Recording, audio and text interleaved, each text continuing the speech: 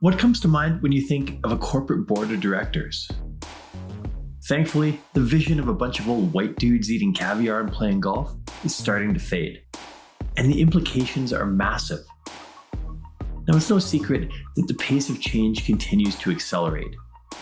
This rapid transformation is redefining how businesses and boards function. The role of modern boards has changed dramatically, and they're playing a greater role in corporate governance and ultimately business performance. We live in an exciting time that's expanding the opportunity and potential for people like you to make a massive impact on business and society. Today we talk about why joining a board of directors can be a great way to do that, why it can be beneficial to add to your career plan, how to make it happen, and how to avoid some of the most common mistakes people make when trying to join a board. Welcome to the Working Well podcast, the show that explores the rapidly changing landscape of work and well-being. Each episode, we dive into the hottest topics in leadership, employee well-being, and the future of work. I'm your host, Tim Boris. My guest today is Janelle Brittain, CSP. She's founder and CEO of Dynamic Performance Institute, a 30-year-old firm that works with leadership of companies and their boards. For 47 years, she served on a variety of boards while matching over 1,000 executives with their ideal corporate board. She consults with boards to assess their governance effectiveness, help with interventions, advises the CEO and board chair how to work together, and lends expertise to resolve other important board issues. She has been a managing director of Mastermind Advisory Board, and for 12 years was the director of Boardology Institute for Boardroom Bound. Welcome to the show, Janelle. It's so great to have you here after previous conversations. Welcome. I'm so glad to be here with you, Tim. You have such an important mission behind your work. Thank you. Well, and discussing boards is a pretty unique topic for the Working Well podcast, and some of the listeners may be a little unsure why we're featuring it, but I'm excited to feature it because I feel the role and the potential impact that boards can have is so often misunderstood by many people outside the C-suite in business. A lot of people just don't even consider it, especially if they're maybe new to leadership or not even in leadership at all. They're like, I could never be on a board. I know you have some amazing insights to share. You've got an incredible history with boards, and I look forward to diving into it. Now, let's start with a simple yet nuanced question. Why should people even consider being on a board? You know, so often, as you say, people are focused on their jobs, their family, their personal lives, their health, and yet they will complain about the company. Complain about this and complain about that. I would ask, so what do you want to do about it?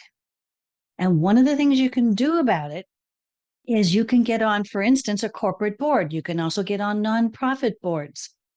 And you can have a much bigger impact and create and transform organizations and companies so that people can be healthier. Let's say it's a heart association or Alzheimer's or children's organizations for nonprofits. You can have such a huge impact that feeds your heart. And they talk a lot about longevity and some of the factors that cause people to live long lives. One of them is that you feel that you're having an impact. So Yes. What feeds your heart, you can make a big change in the world. And again, if you're complaining about work, well, what at the bigger level could you change to create a better work culture, for instance, is to be on corporate boards.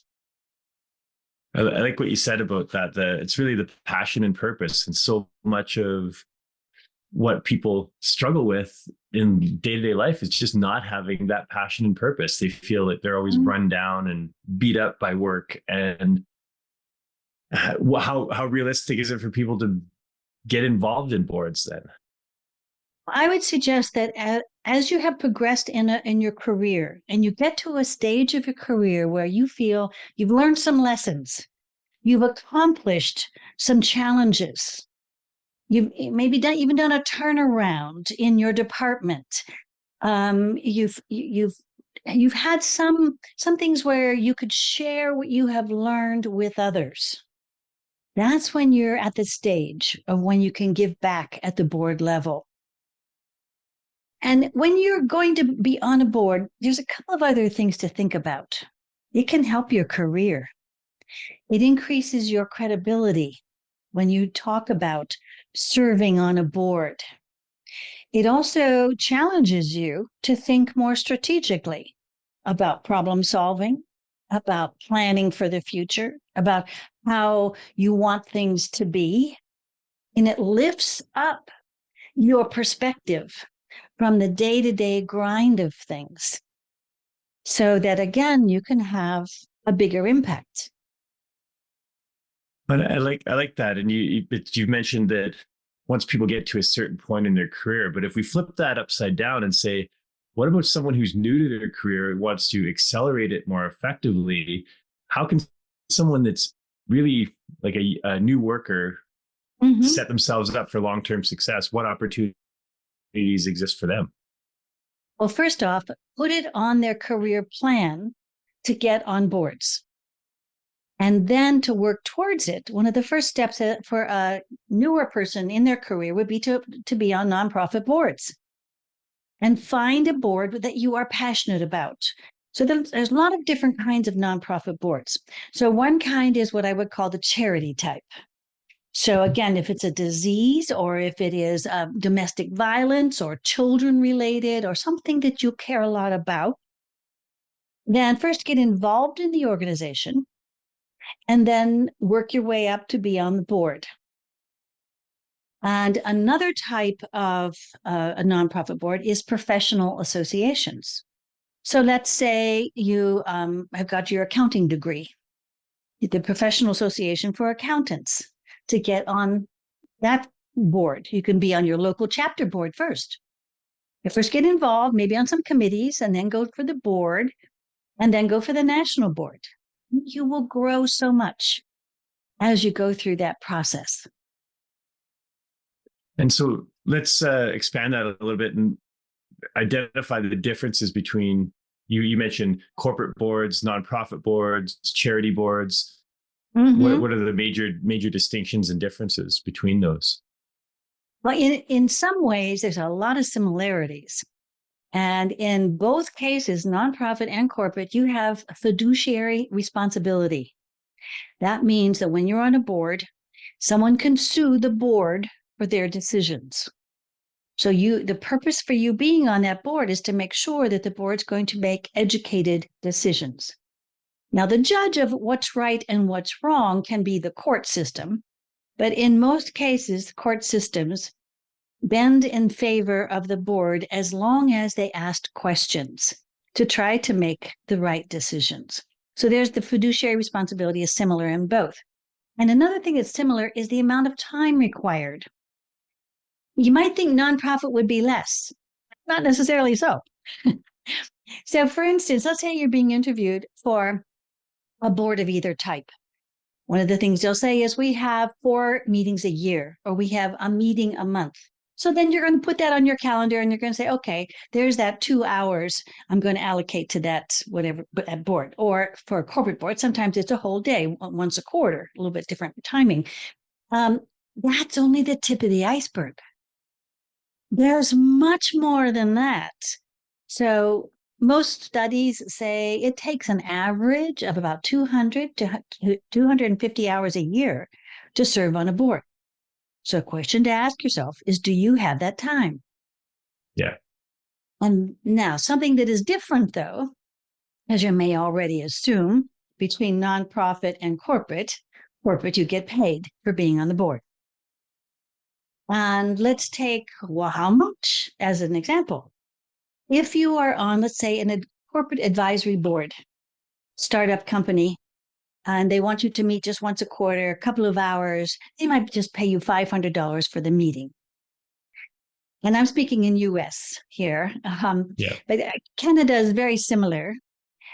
But then as you would work with more mature companies, then like private companies, the averages are somewhere between 10 and 70,000 a year to be on those boards. If you're on public companies, then it usually goes way up from there, from 100,000 to 800,000 a year. So again, depends on the size of the company, the maturity, private or public. But again, corporate boards have the compensation. Yeah. Yeah. Because a lot of people call not for profit boards volunteer boards. You know, Right. maybe it's your local church or your Yes. community, like you said, community association or something like that. The kids sports Mm-hmm. organization are volunteer boards. Mm-hmm. And And yeah, then okay. the kids schools that they go to be on a school board, Yeah. and all that's good experience. Yeah. And you mentioned the different meeting rhythms that they'd have and what the time commitment might be, but what types of I guess decisions and subcommittees and things like that are there, and what opportunities are there to learn? Yes, that's a very good point. Almost always when you're on a board, there will be some subcommittees. And so you need to count that time in there too. So on, let's say, corporate boards, almost all board positions have to serve on at least one, if not two, sometimes three committees. So it could be audit committee. And again, on the corporate boards, they would have something called the nominations or governance or human capital or leadership development type of company. It's the people oriented kind of committee, excuse me. Um, so there's again different kinds of committees. On a nonprofit, there will be the fundraising committees. They may have audit committee as well. They may have strategic planning committee. So there would be different committee works that you would have to serve on too. And how does that feed into that overall time commitment of the 250 hours approximately, or is that on top of it? No, that feeds into it. Yeah. Yeah. Okay. And another piece is how much does it cost for you to be on a board? Now, there are some charities that they want you to say that you will invest in the charity $1,000, $5,000, whatever their ask is, or if you can't do it, that you would be able to tap other people to bring in that amount of money. So just be sensitive that in a charity scenario, they may be asking you to be a donor as well. But that brings up a good point, is different people bring different skill sets to the table, and being very clear about what that skill set is will help you find your place on the board. Especially in the charity side, a lot of times it's if you can bring a big book of business into potential donors into the business or into the organization, then you're basically in a fundraising role Mm-hmm. for that board. But there are other people that come in from a strategy or operation, if we call it old school Rolodex Right, right. of And contacts. exactly. And some of that applies also to small companies. Small companies may ask their board directors to fundraise, to try to find venture capitalists and those kinds of connections, or prospective clients. Introduce the company to prospective clients. So that could be a requirement for a smaller company in what they're looking for. And to take a small little aside, is you worked on boards in some capacity for 47 years, Mhm. and you've got a wealth of experience. How have you seen maybe not the role, because I think the overall role of boards has been pretty stable, but how have you seen it evolve over the Oh, years? oh, it's dramatically changed, especially in the corporate world. In the olden days, 20 years ago or earlier, the boards were all made up of senior white males. And they were almost all CEOs with the occasional attorney or CPA. And we have been able to break through the glass ceiling through a variety of approaches, whether it's been legislation, regulations, social pressure, variety of things to I'll get more women and minorities on corporate boards. So that has caused a major revolution. The other revolution that happened was shortly after the year 2000, when the inner workings of the boards became public, when some major companies started to, we learned about fraud in some major companies, and it went all the way to the board level, like the Enrons of the world and others. So then that opened up the boards, and now the requirements on boards and the visibility of what corporate boards do, public ones, is so much greater than it ever had been before. But it makes them be more responsible and to do the job that they were really there before to do before. Because what would happen is it was sort of like a country club. They come together for their quarterly meeting. They meet for a couple of hours. The board members rubber stamp whatever the CEO wants. Then they go golfing for the rest of the time. In today's world, it's serious business because they are now being held accountable. So that board culture has dramatically changed. Now, there's another change that has happened, and that has to do with social responsibility kinds of things, ESG, environmental, societal, and governance-focused kinds of issues.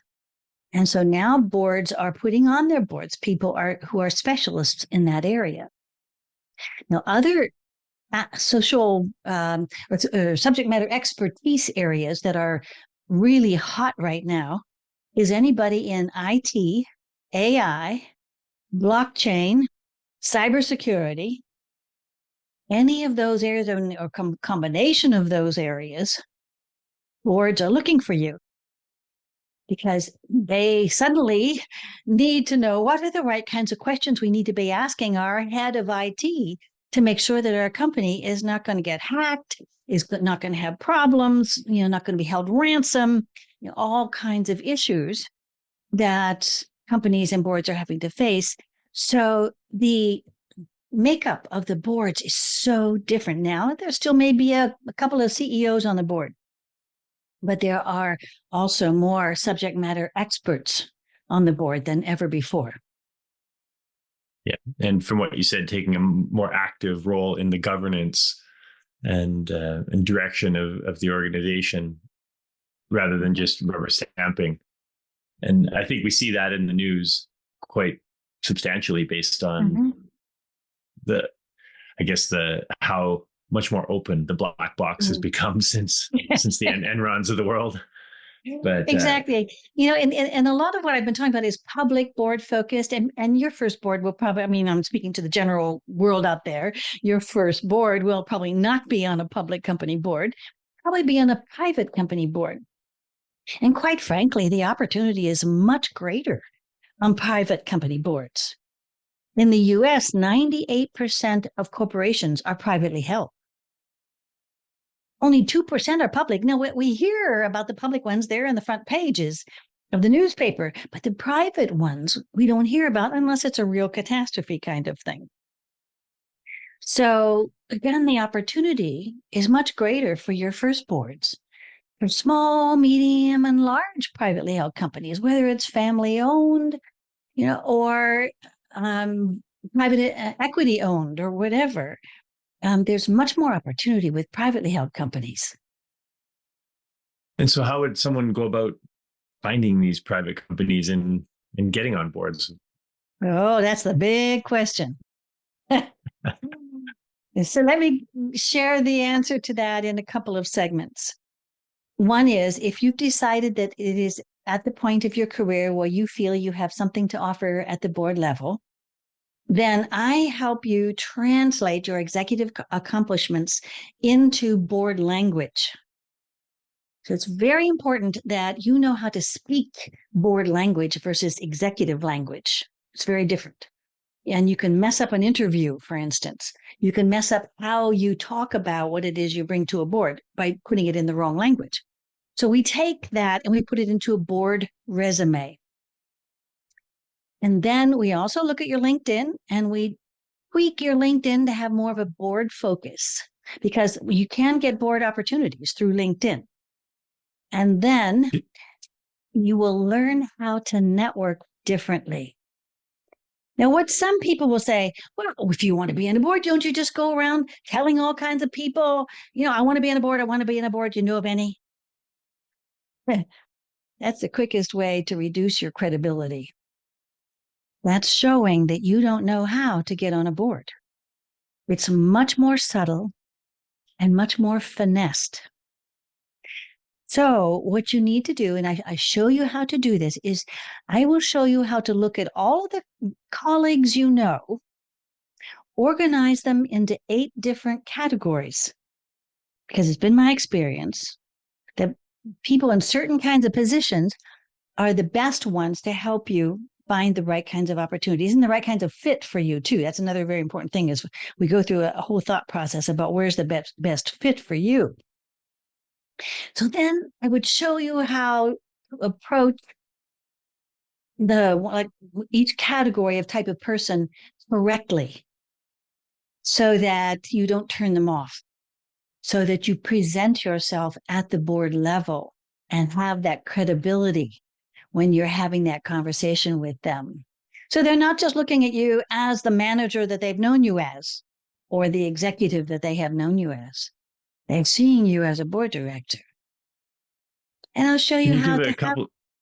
Can you give a couple examples of the language that might be used, just to that Sure. would position you from a board perspective versus an executive perspective? Some people might say, well, I've done a lot of project management. Project management is not what boards do. They are strategic. So you can say I led, $50 million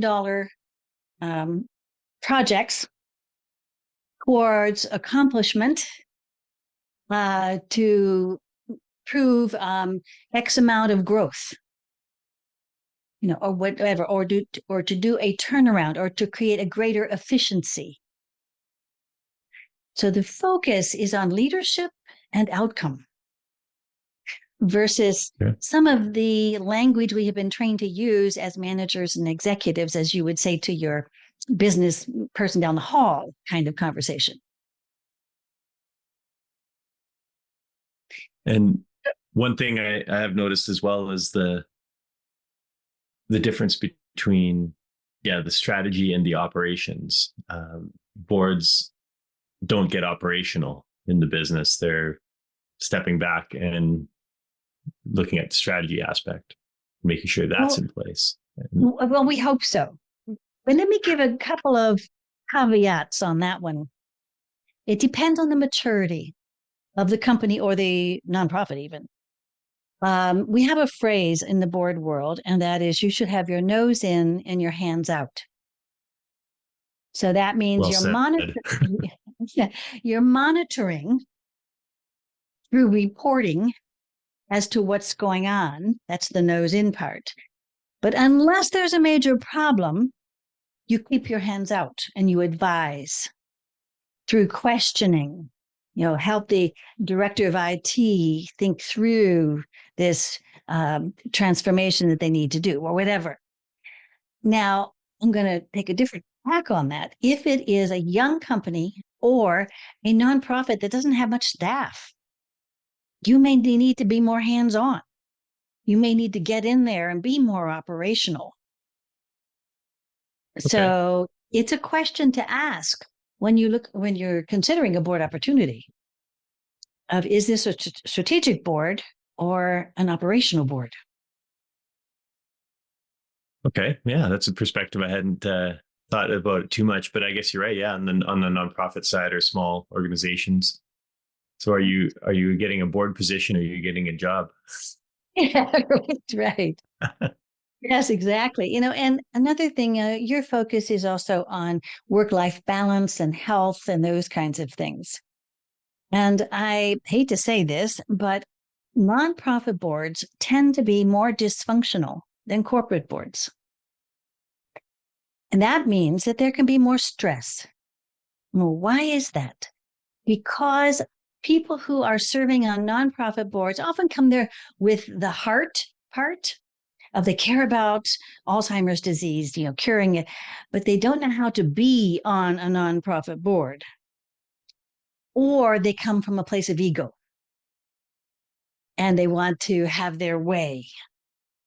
And it can create all kinds of dysfunction amongst the people and even within the organization. So I'm a board consultant, one of the things I do. So quite frankly, I get more board consulting engagements with nonprofits than with corporates because of that. So I just give you that as a heads up. So that, for instance, let's say you are investigating whether or not to be on a nonprofit board. Try to check to find out how functional or healthy that board is and how it relates with each other, or how it relates with the staff as well. And how might you do that? You could ask, when decisions are being made, how much discussion happens? And if there's no discussion, that's a problem. And then if there's a lot of discussion, and you say, are there factions on the board? Are there groups that tend to align with each other on certain board decisions? That can talk about issues. That's often when I'm brought in. You can ask, how does everyone participate in discussions? So, well, no, it's basically just Janelle. She just talks all the time. So it's, again, finding out if there's a dominating personality on the board is another way to find out. And another way is, I'm sorry, go ahead. No, go ahead. Interview the CEO or president of the organization or the company and ask them, how do they view their relationship with the board? And what you're looking for, do they view them as partners, advisors, or do they view them as adversaries? That's a really good point. Yeah. Yeah, because seeing how you mentioned the dominant personality, and I've seen it in a couple boards that I've been on too, is whether it's the head of the organization, CEO or whatever that is on the board, as the company representative, they're leading the charge and they're very dictatorial. And sometimes the board cows to that and really doesn't call them and doesn't do their fiduciary duty. Right. Yeah, absolutely. And sometimes it takes guts to stand up to a powerful personality. So do you have the guts to do that? And diplomatically, of course. So often that requires a lot of thought ahead of time about, how can you bring up something diplomatically and whatever. And that's part of the 200 hours is thinking through how to really have an impact in a positive way. But, understanding there's power plays. Whenever you get two people together, there can be power issues. Yeah. And if you think there are politics in companies, there are politics on boards, and that's just part of the navigating that we have to do through pretty much every aspect of life. It's high school in suits at times. Yes, absolutely.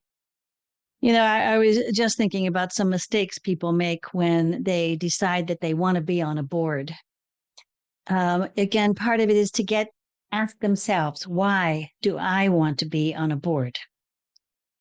Is because I want the ego? I want to be able to say I'm on a board. I mean, that can be a valid aspect, but what percentage is that? Is that 10 or 20%, or is that 100%? So, also looking to, your what it is you like to bring, your helping aspect. You're helping to make the world a better place, or the company a better place, those kinds of things. And some of this comes out during the interview process. I coach people through interviews. So another mistake that I've noticed that some people make who are coming from their ego is that they say, I don't need any advice about going through. I've done hundreds of interviews. An executive interview or job interview is different than a board interview. So I had one man come to me, he said, I've had 4 first interviews for boards of directors and never got past that. So I talked with him about how he presents himself. Well, he presented himself ego first. So I had to work with him on other motivations and respecting others, intelligence. He's not the smartest person in the room. Other people are intelligent, those kinds of things. So it has nuances to it that are different. And that, yeah, you make a great point. And why do people want to be part of boards? Is it part of the career trajectory? Is it part of giving back? Their passion for a particular topic? What are some of the other mistakes that people make? Before, you had mentioned the not having a board resume versus just a traditional resume, and some of the verbiage used, but what are some of the other common ones?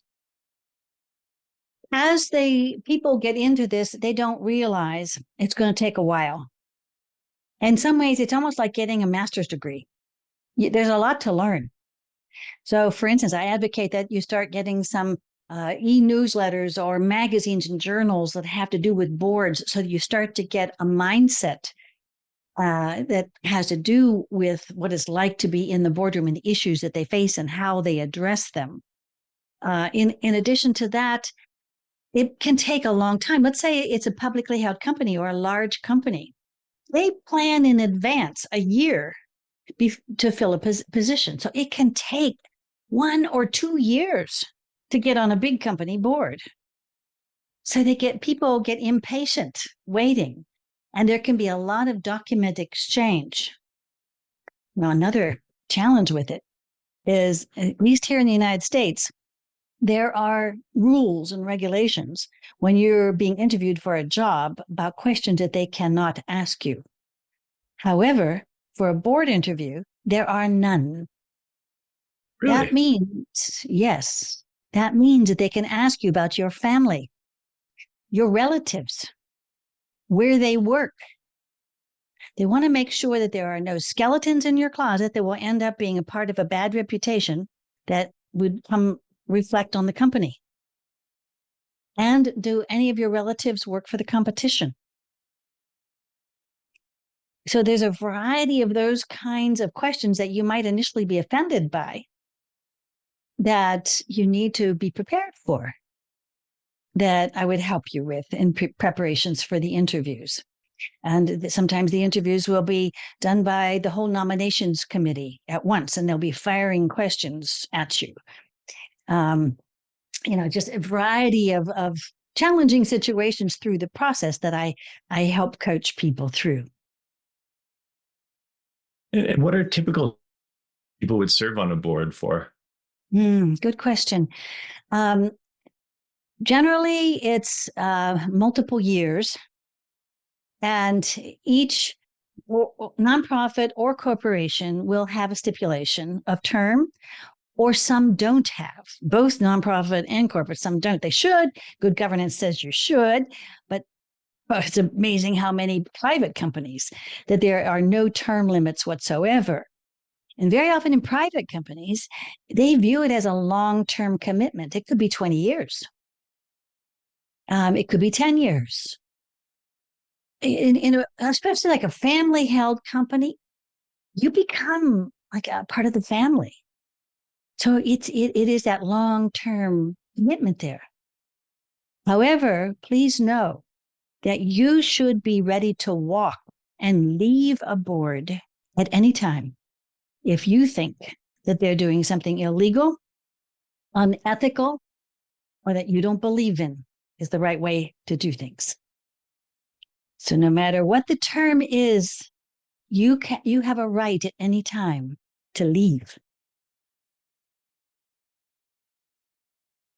And I think that's aligned with what people ideally join boards for, is to make a difference. Mm-hmm. And how do we balance I'm here to make a difference and walking away when you feel you can't? Right. Yeah, absolutely.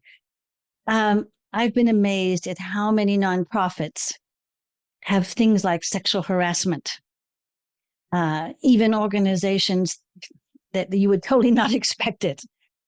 That there can be things going on inside the organization, discrimination, that when you find it out, you could be very helpful with helping to clean it up.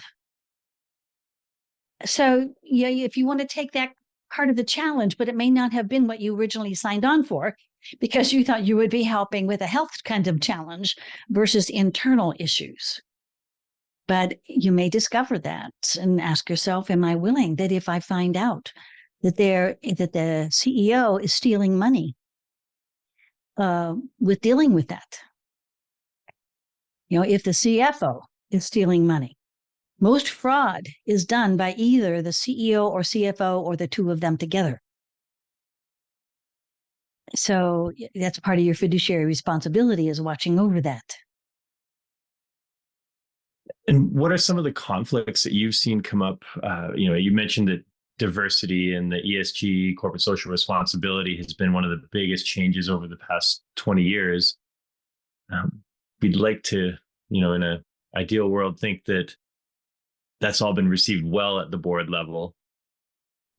What are some of the challenges that you're seeing with more diverse boards and more women on boards? It's still lower compared to what it should be, but how are some of those changes happening?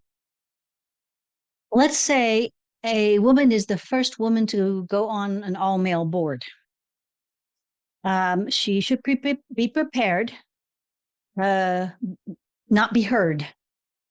That the points that she makes, they will say, and then move on. Or someone else will make the same point later.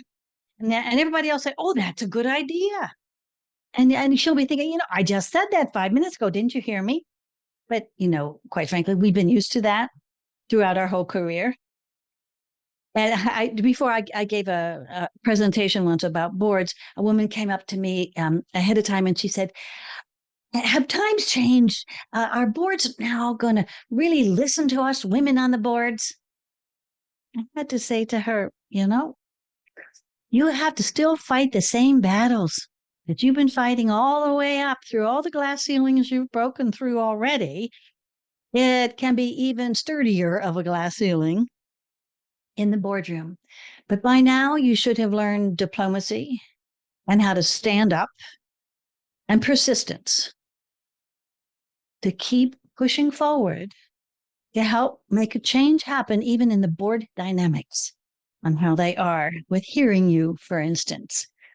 And there's been some interesting studies that the more women there are on the board, how that increases how women are listened to on the board.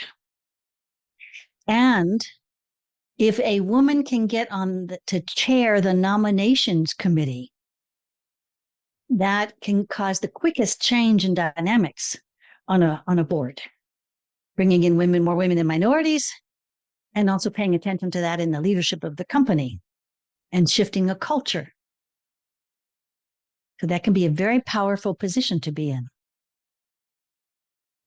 Well, and there's so many studies and research and practical applications of how creativity and profitability and all these benefits that happen in the company level from diversity and inclusion. And it makes perfect sense that the same would happen with the boards.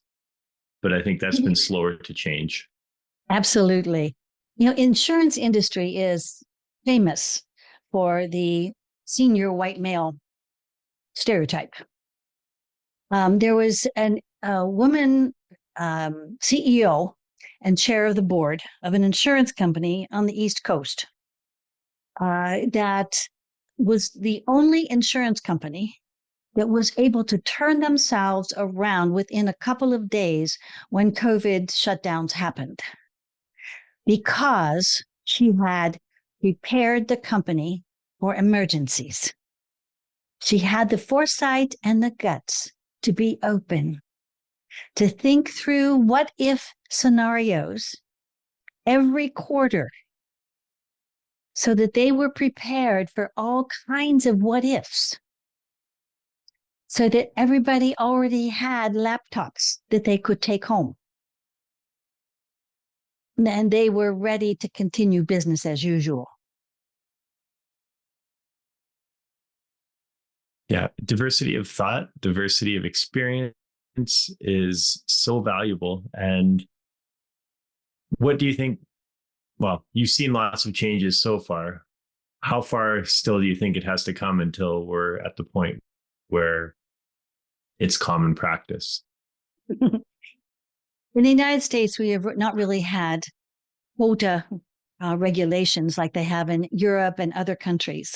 That was the fastest way that some countries, I'm going to call it overnight, although they would give them, a couple of years to make that transition, to get to equity. We would call it like 50%, representing the population. We're not there yet. We are getting better. We need to get a lot more women and minorities on boards, and in our cultures, our work cultures as well. And nonprofits need to do the same. Some nonprofits are better than others, but some of them are still old school, big moneyed focused. On some charities, it will be big moneyed people. Their focus is always, well, you got to bring $10,000 to the board. There's no one on the board representing the people who they are helping, let's say immigrants. So they don't have that perspective on the board. So that's why the micro donation companies are eating their lunch and taking all the donations. Yes. To still continue to look at themselves, to ask themselves this question: are we relevant? Are we really being responsible for our mission? Whether it's corporate or nonprofit, they all have a mission.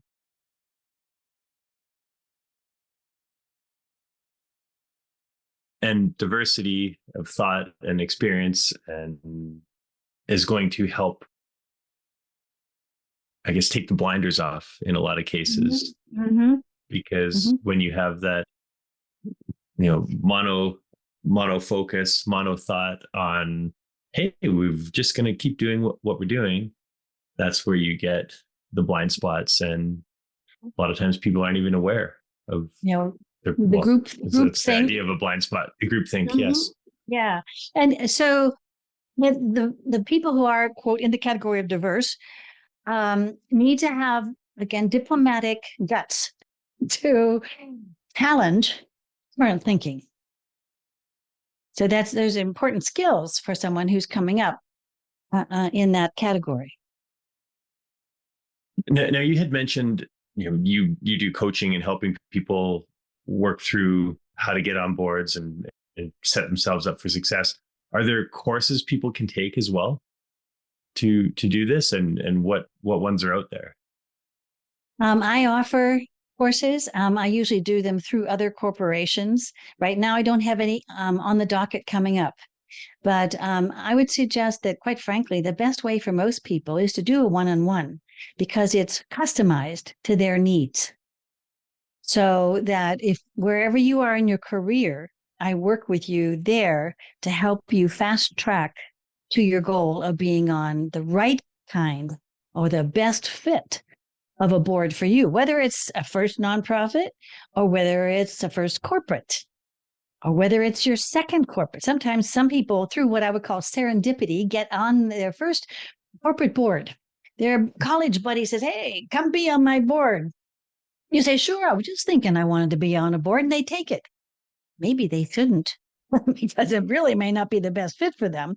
And it might be hard to hold your buddy responsible for dysfunction of some sort or another. But again, I help you think through your strategy and make sure it's going to be a good fit. And it's something we do over time. I'm a very practical person. So I take you step by step by step. So you feel the progress. You see the accomplishments as you're going along. and you're in control. So that whenever you are ready, you're doing it. I like to set it up so that you won't need me later on. You'll know how to build your board portfolio, as you may want to have one board on the side right now. Let's say you're working full time and you want to have one corporate board. And then, but as you mature in your career, you may want to have 2 or 3 or 4 boards you want to be on in retirement. It's a great retirement strategy, so that you would put your schedule out there for quarterly meetings. You'd work with each one, but yeah, you would have independence being a retired person, to travel more and those kinds of things. Nice career strategy. And these are, yeah, exactly. And the skills you've talked about is how to position yourself, and the how to build your resume and some of the verbiage you use.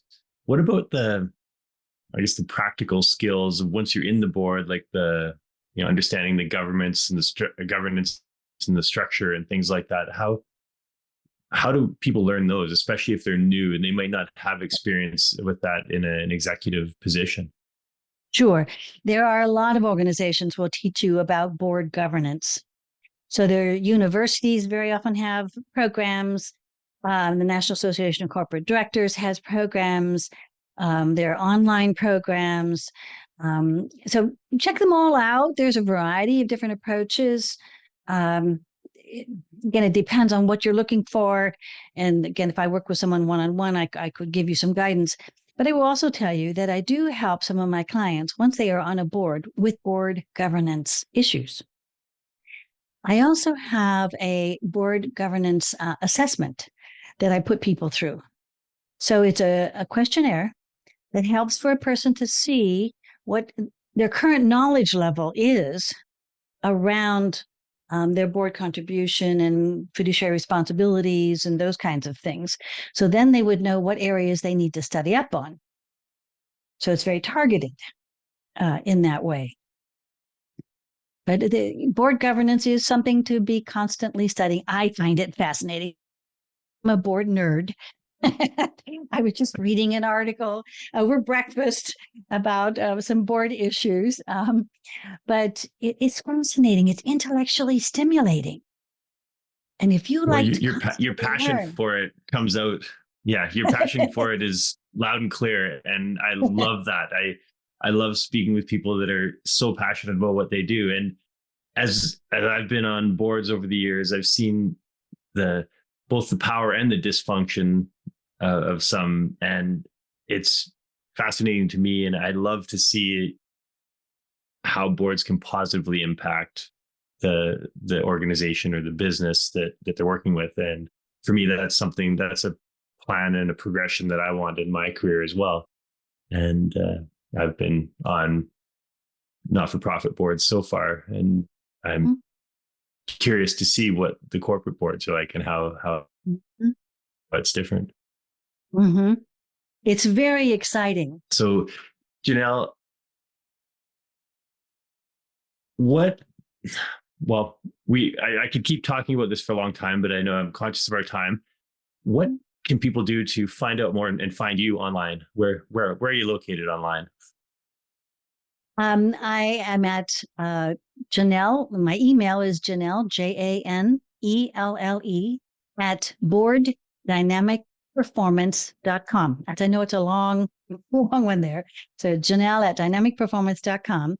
And my website is boarddynamicperformance.com. So you can go to that website and learn more about the variety of board-related coaching and services that I offer. And I was thinking about, the best reason for people to be on boards is that they should believe in the organization and or the company, love the product, love the service that, let's say, the company makes or does, that you should respect the people on the board, and that you should want to have a greater impact.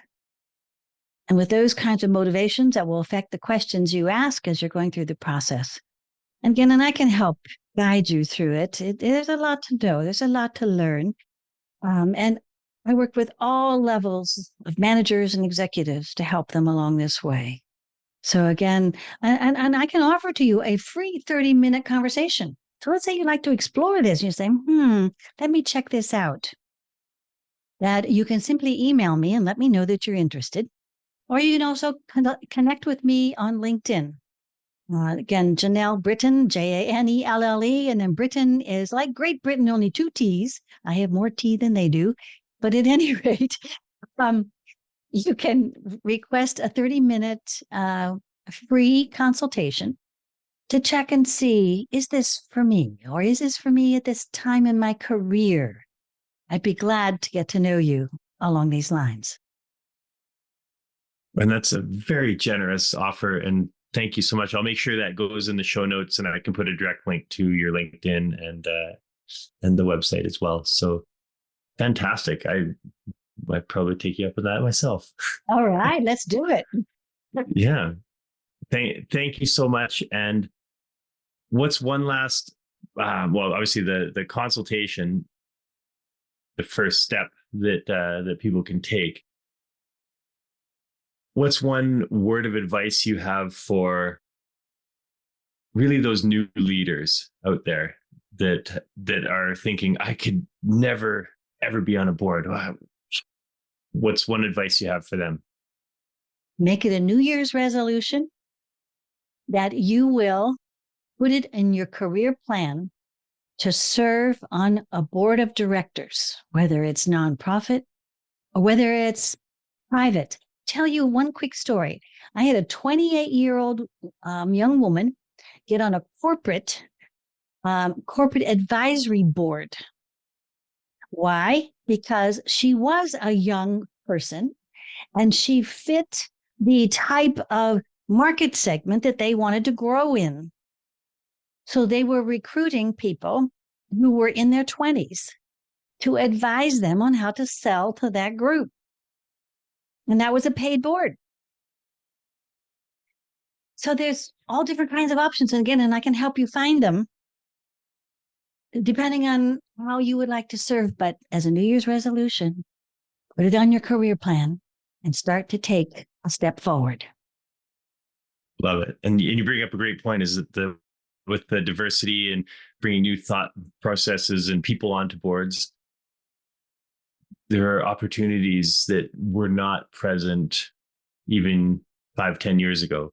Right. And so to be able to open your mind to the fact that, hey, boards are looking for these people, and why not me? Why not apply? Be part of the change process. Mm-hmm. Yeah. Why not you? Wonderful. Absolutely. Thank you.